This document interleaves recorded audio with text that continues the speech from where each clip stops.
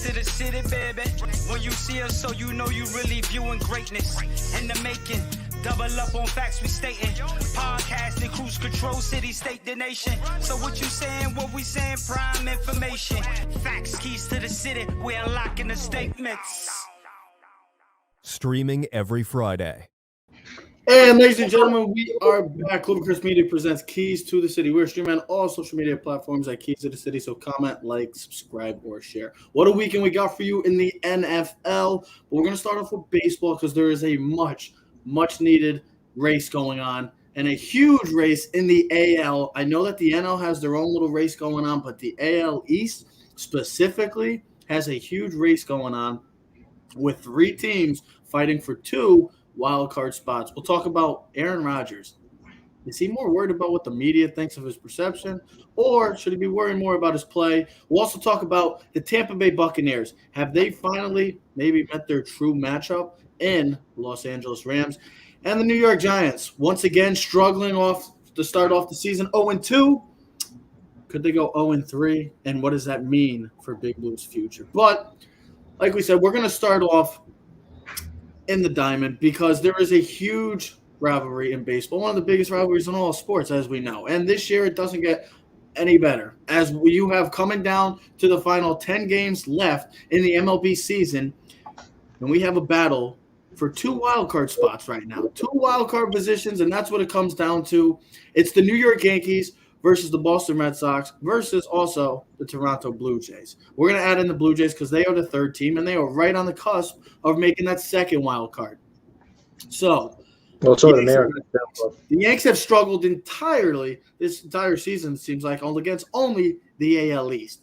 Well, we come into this game, tonight's game, starting a huge 3-game series, a 6-game road trip against their final 9 games are brutal, as they finish off with the 3 teams that they've had the most trouble with this entire season in the Red Sox, the Blue Jays, and then they finish off with the team that's going to win the AL East once again, the Tampa Bay Rays. So, guys, I'm going to start off with Joe on this point. What must we see from the Yanks versus the Sox?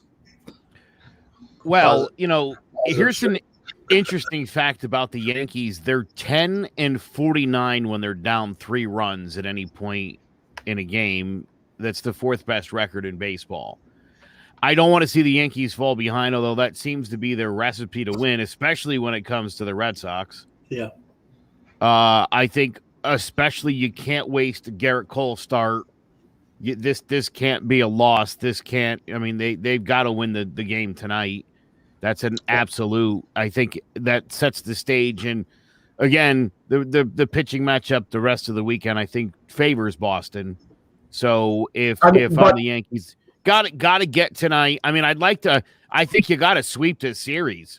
I think you got to sweep this one and take 2 or 3 from the next, because the last series you're looking at maybe taking 1 out of those 3. You're going to need 5 wins before you get to Tampa, or you're done. I agree with that. Absolutely. Here's the thing. You got Eovaldi versus Cole tonight. So, Trev, we talked about this last year when the Yankees had signed Garrett Cole to the huge deal. This is what you pay $325 million for. You're ace in the hole. You know what I mean? You're waiting for the river card and Texas Hold'em. People, if you play poker, you know what I'm talking about. This has to be Cole's best outing of the season, or one of the best outings. He's got to give us an opportunity. It can't be like the last couple starts. Even though he's still in the run for Cy Young, and I was just looking at it, Garrett Cole and Nathan Eovaldi are 2 actually ranked 1 and 2 in WAR among AL pitchers. I know Joe loves that stat.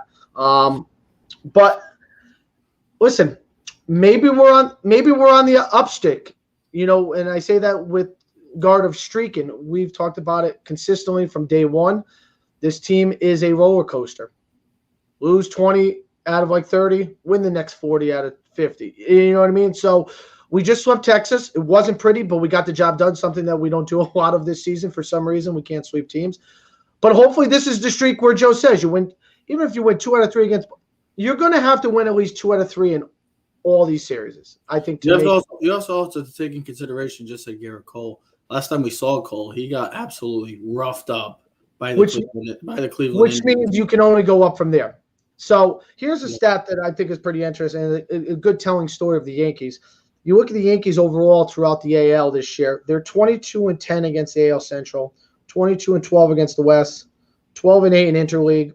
But when it matters the most, and we've talked about this, we talk about this in football, you got to win your division first before you can win your conference to get to the Super Bowl and so on, so World Series. They're 30-37 against the AL East. You know, you look at some of the games, you know, you go back and we've talked about them weekly on the shows. You know, how many games did we blow against the Red Sox? How many games did we blow against the Rays where, like, we wouldn't be in this position?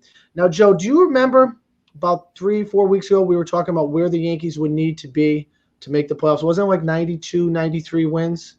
Yep. So that's 6-7 more wins. They're going to have to win 2 out of 3, and I think it starts tonight.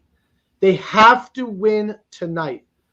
Because if they don't, you're playing for the second wild card. I think tonight, if you win tonight, you still have a chance to get that home field advantage. Now, I think to the Yankees' point, I think it's betterment that the Yankees are on the road this week and the series is not at Yankee Stadium, because it puts you against the wall. It puts you. Remember, Sags used to say, like a dog cornered. It's you against the world. The Yankees got to look at, like, listen, we don't have any home field advantage. We have nothing. Everyone doesn't think we're going to make it. You look at a lot of the ESPN predictor guys that they don't think the Yankees are going to make it. Fangraphs thinks the Yankees have a 41% chance of making the playoffs, considering both the Blue Jays and the Red Sox still have played the Orioles. So it has to start tonight, and your best players have to come. I know we're repeating myself, but your best players have to come through. Okay, Garrett Cole has to be the best pitcher in baseball.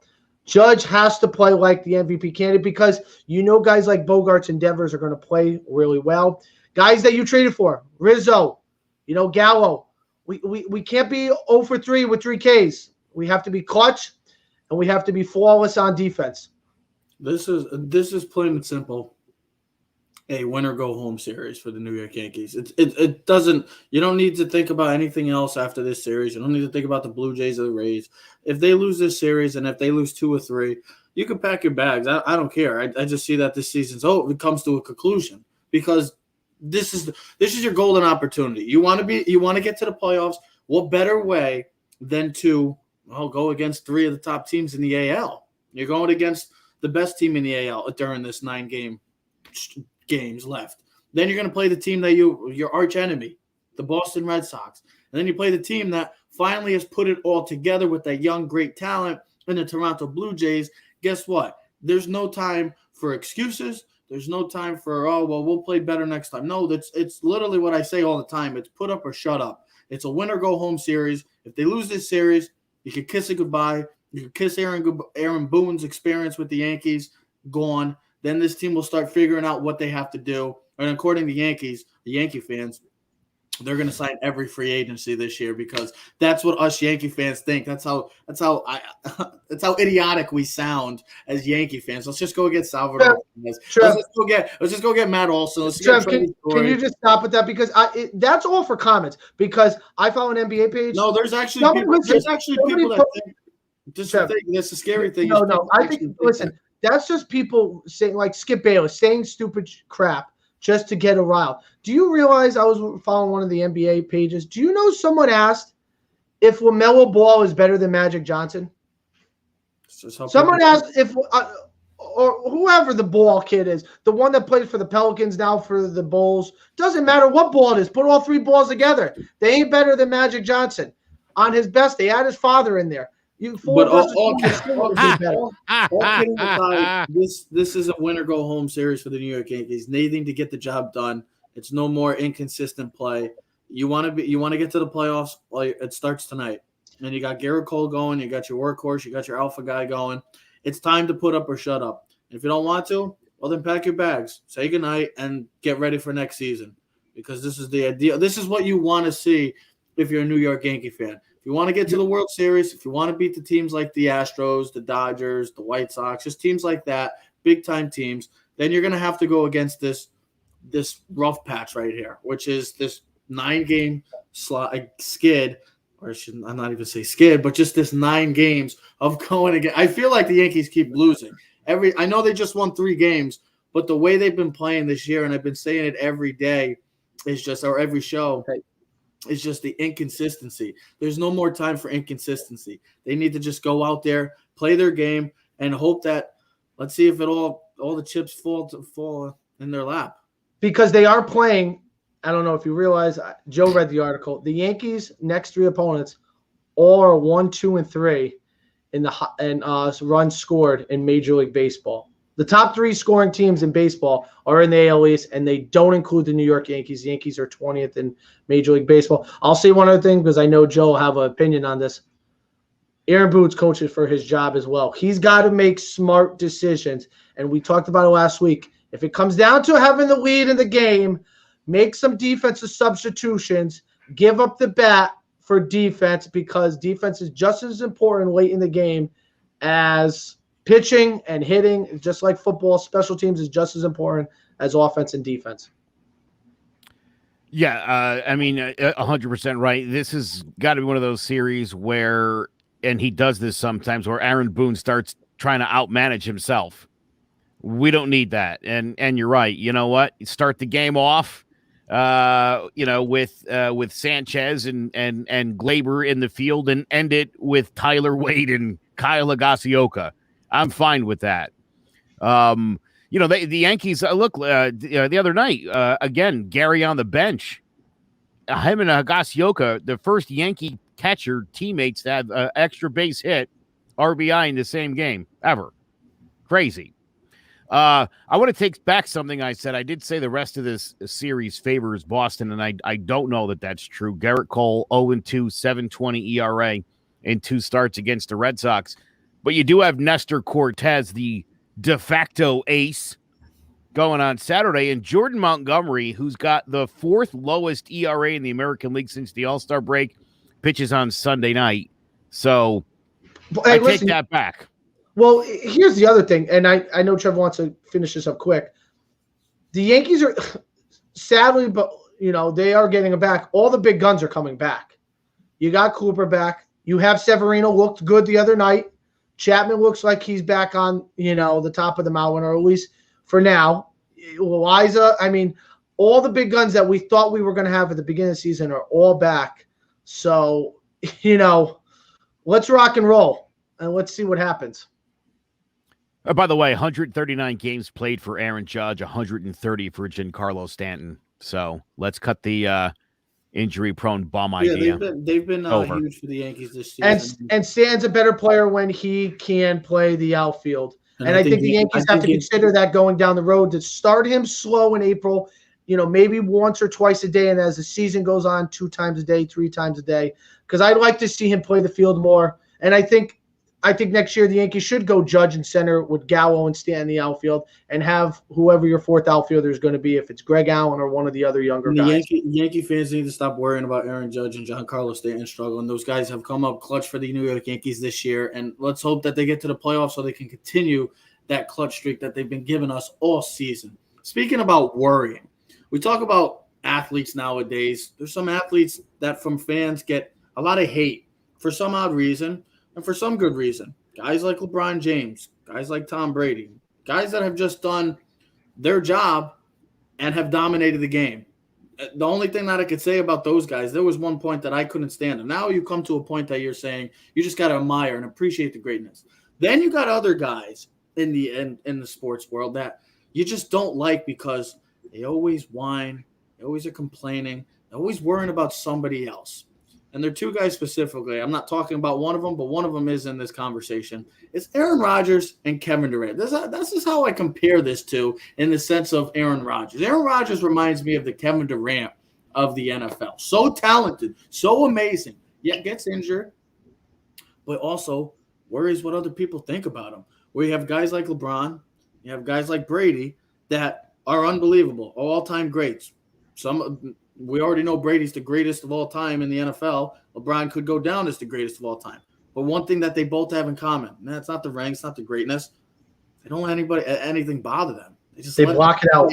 They just block it out and let it walk out and see it through one ear and out the other. That's all it does for those 2. That's why they're still playing, still at a high level. And you got guys like Rodgers and Kevin Durant who continuously are going after the media or always their perception. They hate that their perception is getting picked apart at times by these fans, by the media. So I ask you guys, should Rodgers really be worrying about the media, about what they say, or should he be worrying about his play? Because he has a huge week this week against the San Francisco 49ers, a team that he has struggled with at times. So, Ted, should Rodgers be worrying about the media or his play? Well, the obvious answer is no, because we just want our athletes to shut up and dribble. I do like it sometimes, though. I do, because for us, it gives us something to talk about. We like this stuff. Now, you're right with the comparison. You're spot on with Kevin Durant and Rodgers, because they both, talent-wise, could be the most talented players ever in their sport. The way Rodgers plays the game at quarterback and the way he throws the ball is flawless. His skill level is almost unmatchable. And the same with Kevin Durant. You could say Kevin Durant is the most impossible person to guard in basketball. Even harder than Michael Jordan, Kobe Bryant, LeBron. 6'11", 7 foot. His jumper is flawless. His athleticism. But they let all the outside noises go. And we talked about this, Trev, quick last night. Tom Brady would never even consider – even the stuff that's going on right now, and we'll talk about it next week with the Guerrero and Belichick, because that's – there's talk about now, next week is all Tom Brady and Belichick. That's the big game next week. Well, we'll be talking about next week, boys. That's 24/7 next week. But even you watch Brady, how he answers the questions. It's masterful. And it's the same way as he is on the field. So I watch Rodgers. I would ask this question then. Okay, so he really doesn't think it cares about the media. So why haven't we heard for the past 3 days him talking to the media? I don't give a crap if he's $100 million in the bank. I don't care if he's a Super Bowl MVP. Yeah, guess what? When he was a Super Bowl MVP, I was still in damn high school. So get over that BS. He cares about what the media thinks because he's always going back and forth and he's bitching and moaning, and that's what he's done. Well, here's the thing. Do you really think he cares about the media? Obviously, because he wants his perception to be a good guy. They don't want to. Nobody wants to be the bad guy. Unless Trev, here's the thing: if the person who's making that statement is partly correct, but here's the other thing: if you watch his press conference on Sunday after the game, talking about trolls and stuff, and then you watch his press conference on Wednesday, he kind of walked the road back. He kind of walked backwards and said, "Listen." He understands that people have a platform to speak on it, okay? Foreign players. His perception, though, is when people are talking about that he doesn't care about football, when he really does care about football, because if he didn't, he would not be there. And listen, Trev, we're the same way. People make statements, and we want to come back. It takes a bigger man sometimes to just kind of just brush it off, shrug it off the shoulders. Rodgers is the type of guy where if you say something to him, he's not going to bite his tongue. He's going to let his opinion be known. I understand, but here's another thing. I think it does motivate him in that sense to be better and to prove critics wrong. Joe, here's another thing. What did we talk about most this entire NFL offseason? Talked about Aaron Rodgers, right? What we talked about was if Aaron Rodgers was going to play or not, or is he going to be on another team? It's just like how Kevin Durant. Or doing a TV show. He's a media guy. He does commercials. He's in Hollywood. So yeah, he's Hollywood. He's very obsessed with the media, his personification, the way he's portrayed in the media. Those things are all weighing heavily on him. That comment, by the way, was from Sander. I love Sander, but Sander equates guys who make a lot of money with being great. And those things aren't necessarily commiserate. I'm not saying he's well, as you just pointed out, he hasn't won a Super Bowl since you were in high school, and you're a big boy now. So it's been a long damn time. It's been 10 years. I was listening to ESPN this morning, that clown show, and which one? The three geniuses in the morning. I know what he's talking about. Yeah, and he said said. You just got to stop paying attention to social media. It's everywhere, and it's the only way you connect with fans. Shut up. You're very aware of what's being said about you. When it was newspapers, it was the same thing. Babe Ruth read the newspapers. Joe DiMaggio read the newspaper. So to think that Giancarlo Stanton or Aaron Rodgers or Tom Brady or or LBJ. Any of these guys aren't reading. Are you out of your mind? Can you imagine if somebody was writing an article about you every single day? You wouldn't read it? Better yet, there's a dozen publications in town all writing articles about you. You're going to not read any of that?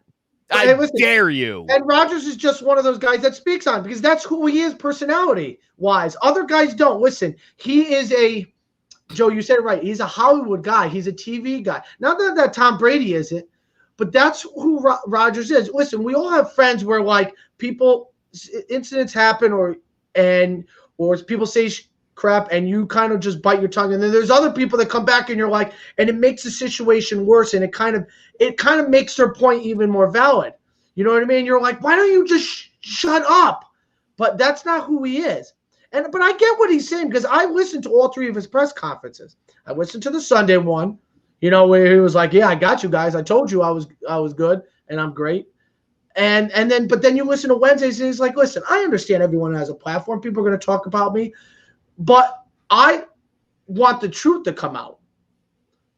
That's the thing. He thinks that a lot of the stuff that comes out is lies. Hey, listen, people are looking for a story every day. You're trying to get inside scoops. You're trying to figure out where a guy's going, what's he doing. And, you're trying to get into these guys' minds and understand where they're coming from. Can you imagine being Aaron Rodgers and, like, you're out with your fiance in the water and you're not like, listen, there's certain things he wasn't happy about. I mean, he said, listen to Pat McAfee's show. He's talked about things like, listen, I wasn't pissed off at certain things. It was just the way things went about. It's no different than we all have jobs and certain things go on and, sometimes you have an opinion about it, but sometimes you don't speak about it out loud. Do it behind closed doors. You don't have to always say it in public and stuff like that. And that's the problem. That's why guys like LeBron and Brady do their thing behind closed doors. And then you got guys. But does this put more pressure on the team?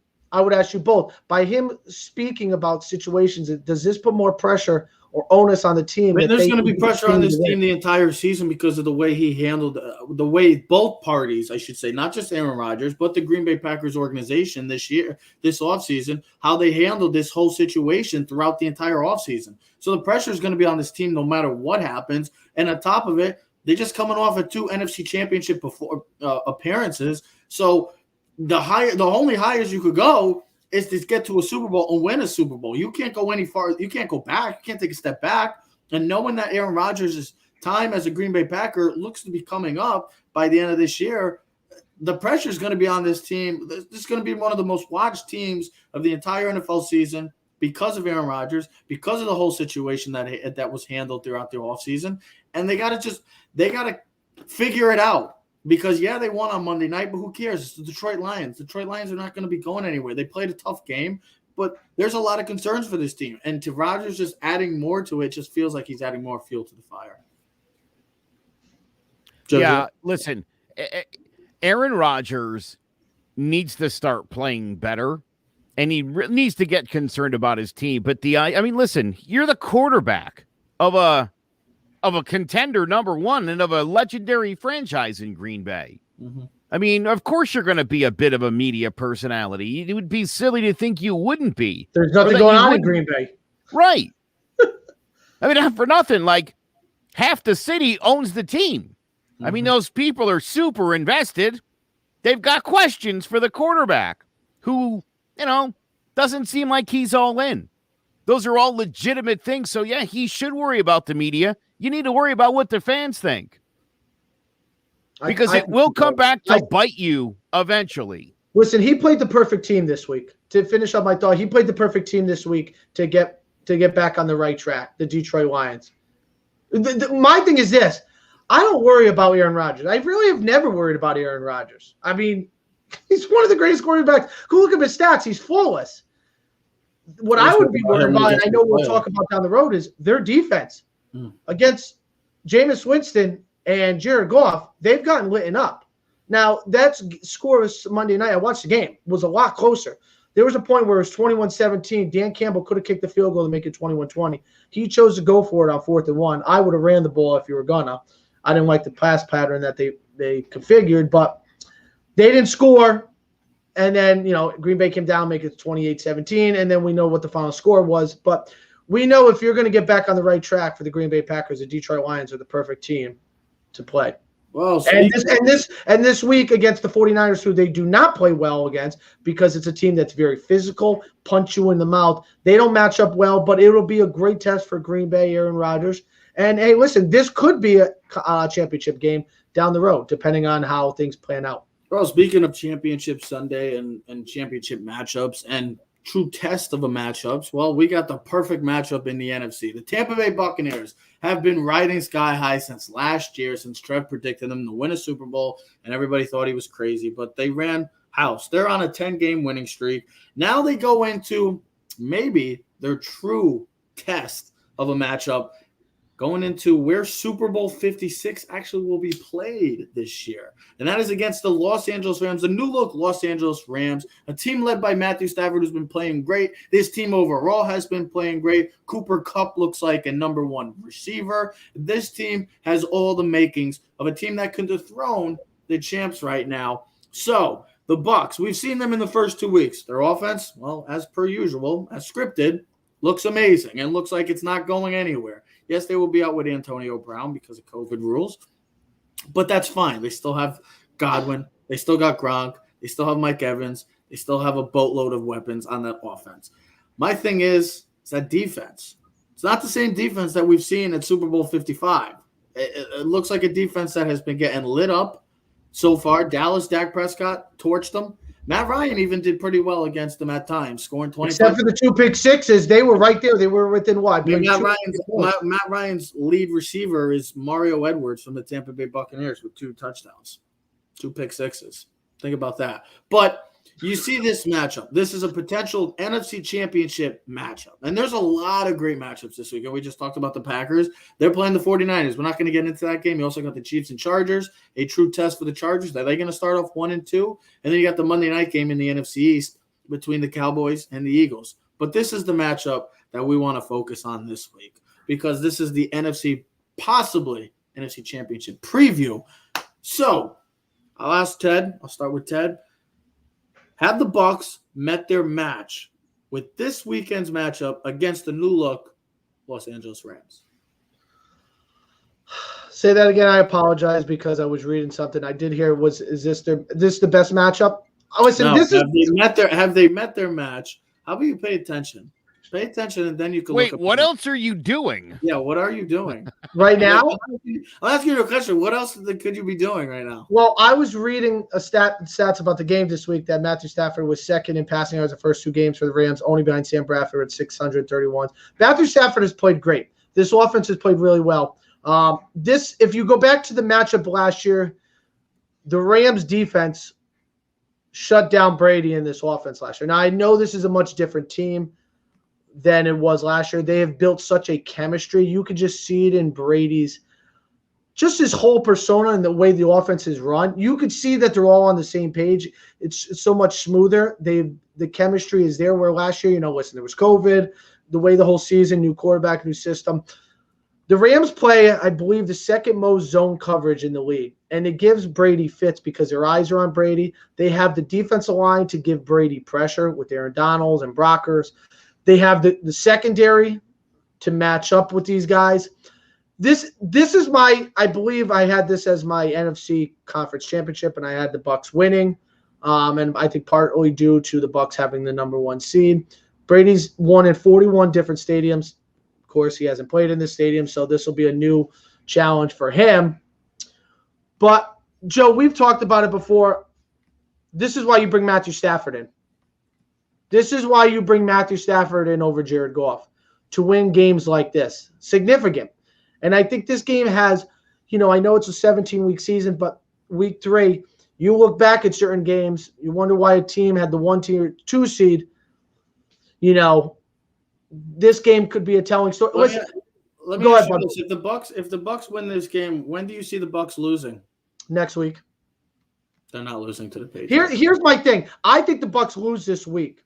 And I think it's because maybe some of these guys are overlooking the game for next week. Because next week seems no way. You think Brady? Come on. This is the same thing I was saying about. This is the same thing that people said about the Super Bowl hangover. Do we realize who the quarterback is? No. I'm not saying Tom Brady, but I'm saying other guys. Listen, in all the sports right now. Listen, this man is not looking past anybody, and especially it seemed like Los Angeles, who has that. Listen, it's human instinct. Listen, it's human instinct. We see it all the time. Teams lose games because they're looking ahead of another big game. These are two major games. Next week seems like the preview to the Super Bowl, even though it's just a regular season game. Do you understand how many eyes are going to be on next week's game, New England? I mean, does it not feel like the biggest regular season game next week in like the last 20 years? I mean, it seems huge. Now, Brady but I think this is the perfect matchup in the sense of the Rams have the number one defense right now and the number one scoring defense against the number one scoring offense. This is a perfect matchup. I mean, you get the best defensive player in Aaron Donald who can give pressure on Tom Brady. And if you notice, Tom Brady with pressure and non-pressure, he has the biggest drop-off from when he doesn't have pressure as QBR to when he is pressured. And we know that as Giant fans. So if Aaron Donald on that defense can get pressure up the middle and move Brady off his spot, I think the Rams can showcase their skills and win this game. I think it's going to be a high-scoring game. I think the Rams pull this one out. I really do. You just love them. That's why. I don't love them. Joe. I look at the bigger picture. I look at the Bucs losing because their defense is not as good as where it was last year. Doesn't mean they can't turn it on because the talent is there. But here's what I will say, and I'll finish on this so Joe can get to his point. If there is a weakness on the Buccaneers right now, it's their secondary. You can move the ball through the air on their secondary. So if Matthew Stafford is able to have time in the pocket, he'll be able to light them up a little. I believe not light them up like crazy 300-400 yards, but I could see him going 275 with 2 touchdowns. Joe, what do we think? Well, yeah, I mean, the secondary is a problem. The Sean Murphy Bunting injury really hurt them as far as, he played nickel and he's like a turnover machine, very disruptive player. And it seems to me that because otherwise this is the exact same defense that was in the Super Bowl. Yes, it was. And we know how good it is. So like Teddy said, I mean, these guys are capable of turning it on, but again, I think Bunting Murphy's injury, it's a pretty substantial loss for this defense. Yep.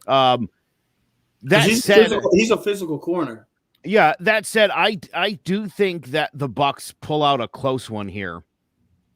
And the reason why I say that, Ted, you're going to hate this. He's laughing.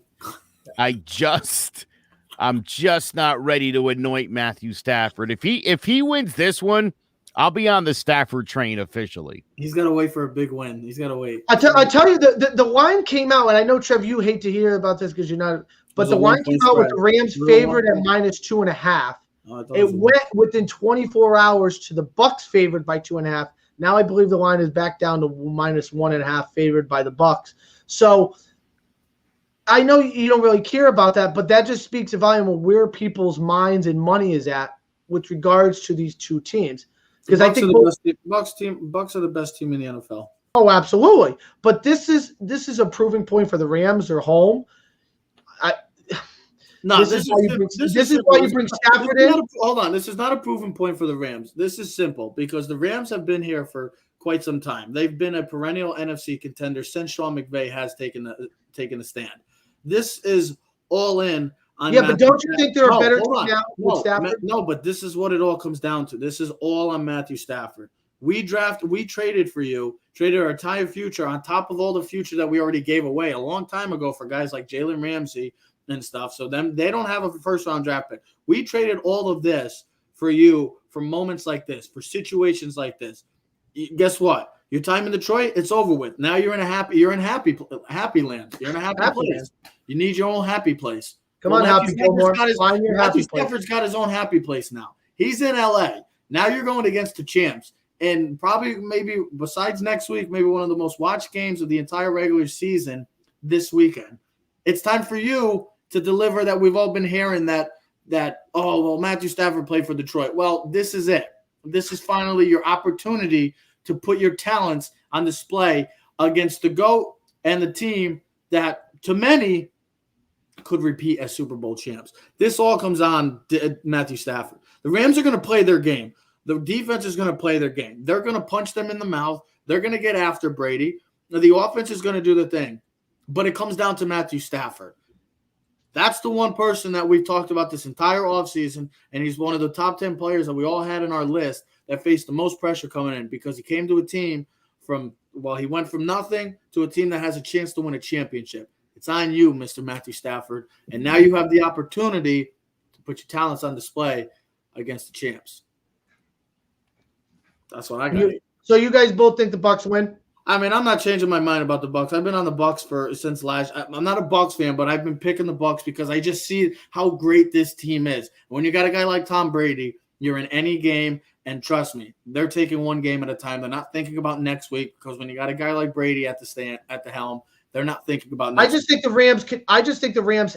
Can the Rams win? Here's the thing: Jared Goff beat them last year. Yes, the Rams. Jared Goff beat them last year in Tampa. Now, I know, Trevor, and you're 100% right. This is not the same team, the Bucs team we're talking about.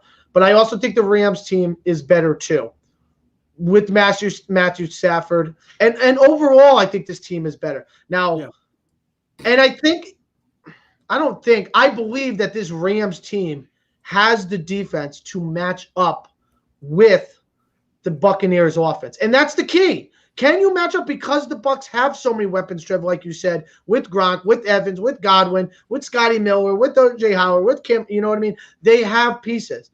I think the only way the Bucs win is if they're able to run the ball, and that's a question mark for them so far this season because they have not been able to officially run the ball. And listen, because how long do we really think Tom Brady is going to be throwing for 4 or 5 touchdowns a week and 300 yards?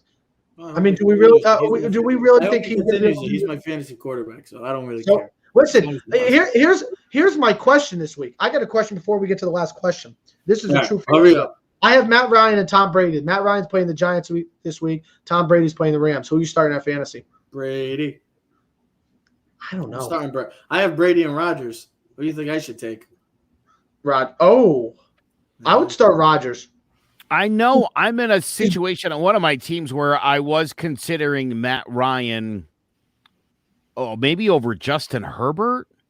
Because Herbert's playing the Chiefs. Herbert plays the Chiefs, which that Chiefs defense hasn't looked that great. So yeah, but you know what? Opportunistic. I got the Bills against, I think. And they're motivated after last week's loss. I got some tough quarterback decisions to make because I got Josh Allen going against the football team, and I got Herbert against the Chiefs. So I don't know. Go with Josh Allen. Matthew Berry loves Josh Allen this week. Great. All right. So you was talking about Matt Ryan. I'm glad you brought up Matt Ryan because there's two teams that we just talked about, two teams that look like they're going to be in the Final Four, maybe even on Super Bowl Sunday. We're going to go all the way to two teams that could be in the Final Four of the NFL draft. You mean the first four? The first four. The first four, I should say, yes, the first four or even the number one pick. And it's unfortunate because one of those teams is our New York Giants. Well, we've seen the first 2 weeks. Last week, heartbreaking, not surprising though. Typical Giant performance. First week, another typical Giant performance. No emotion, no energy, and just looked flat. Well, last week they had a little more bounce to their step. Daniel Jones having his best game maybe yet to date against the Washington football team and looking like he's performing well so far. He's actually has the second highest quarterback QBR, only behind Brady and PFF. And he's got the fourth most fantasy points. And he's got the third most rushing yards. Daniel Jones has been performing, and this is a game that the Giants look like they can win, and this could be the Saquon game. But also, we have to take into consideration the situation that's surrounding this game. This is the day that our great Hall of Fame quarterback, Eli Manning will be getting his number 10 retired. I'm thinking about going to the game. I would love to have gone by myself. Game. Yeah, good luck. I might just call out of work and go. The tickets weren't bad. I looked. But there is a possibility, ladies and gentlemen, that with 0-3 looming, what should the Giants do and how should they prepare for the future if so that dreadful 0-3 record comes about? I'll put it this way. Also, Eli Manning's first start was November 21st against the Atlanta Falcons. They lost. Yep. Yes. So it's pretty remarkable that it's staying. I wish I could be at this game. I think it's going to be a hell of a crowd. This is for the Giants. For us, this is all about the Giants. This is, can we build off of last week and we should win this game. The Falcons, I believe, have given up the most points in any on defense against anyone in the league this year. No one's given up more points. Their defense is not good. We know their offense can put up points. They got Ridley. They got Matthew Ryan. They got Kyle Pitts. I want to see an improved Giants defense. The thing I want to see about the Giants the most this week is less mistakes through penalties, and can we develop a running game other than our quarterback? Because the Giants actually have a worse defense than the Falcons right now. How is that? Giants have given up 413 yards per game in 2 games. The Falcons have given up 387. But I don't care about the yards. I care about points. And the Falcons have given up, I believe, 67 points in 2 games. The Giants have 80 points. 80? They've given up 40 points a game in 2 games. How many of the Giants have given up? 28 and a half. All right. Something's got to give. Something's got to give. I don't know what to say. I believe both of these teams will be picking in the top 10 next year. I'm rooting every week against the Bears too. Every week. Let's go Browns this week. Beat the hell out of the Browns. I hope Justin Fields plays well though. Me too, but he's not. I hope the Browns dominate. We're going to need every pick we can get next year. I said something yesterday too. I think the Giants realistically have to think big this year in the sense of trading Barkley or trading him in the offseason. I think the Giants have to look bigger picture to where this team is at. You cannot sign a running back big money. He's going to want a certain amount of money. And I know this is about the game, but I think you said prepare for the future. If Daniel Jones is our future, Daniel Jones has to be our future. He has to play like he did last week every week for the Giants to have an opportunity. Saquon Barkley is not our future, guys. I'm sad to say it, and I don't want to see him go, but I think the Giants have to look at the bigger picture. You can't pay him that type of money. Just look at Zeke in Dallas. Look at Gurley for the Rams. McCaffrey, listen, I love him. McCaffrey's might be the best offensive player in the entire league. He just, again, I'm sadly to say he got hurt again last night. A hamstring, it happens. It's just unfortunate because he is dynamic. He's the best offensive player in the league. I'm sorry. He's so good. He can do anything, and he dictates everything else. You already know how I feel about CMC. But I think Joe would agree that if depending on what happens at the season, and I believe we all agree right now that the Giants don't look like a playoff team, though they can make the playoffs last year. We've seen it. They almost made the playoffs last year. The year they won the Super Bowl, they started out 0-2. Can they win the next couple games? They got Falcons this week, Saints the following week, and then I believe Dallas and the Rams. You can win the next 3 games in a row. My perception could change.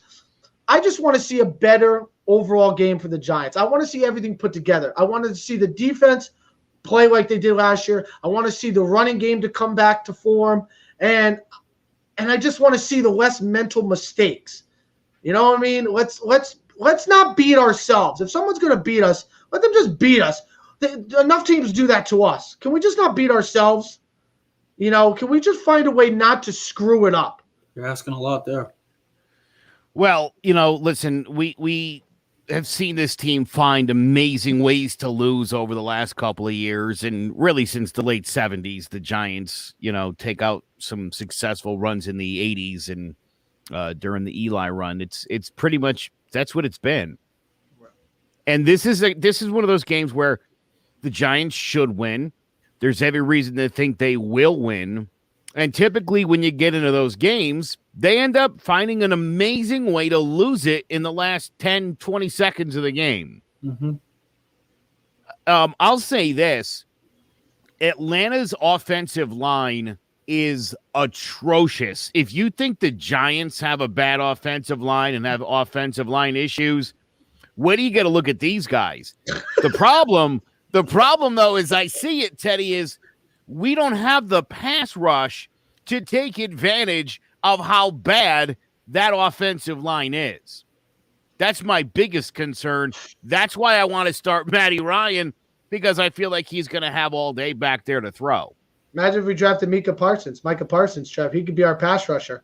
Imagine if we had Rashawn Slater. He could have been our tackle. It's unfortunate because the Giants did just lose 2 of their linemen. Nick Gates might be a career-ending injury.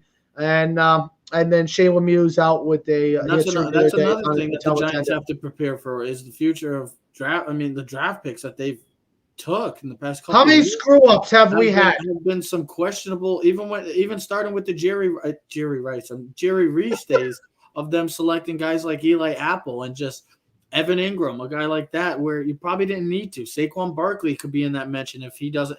If they end up trading him or he doesn't just pan out, that could be one of the big talking points in Giant history. Kadarius Toney's could be added to this list right now. Andrew Thomas has actually Jones. been playing very well so far in the first 2 games. Hasn't given up a sack. So I'm not saying anything bad about Andrew Thomas right now. He's been playing well. Knock on wood. He's been playing well so far, and that's a good sign to see.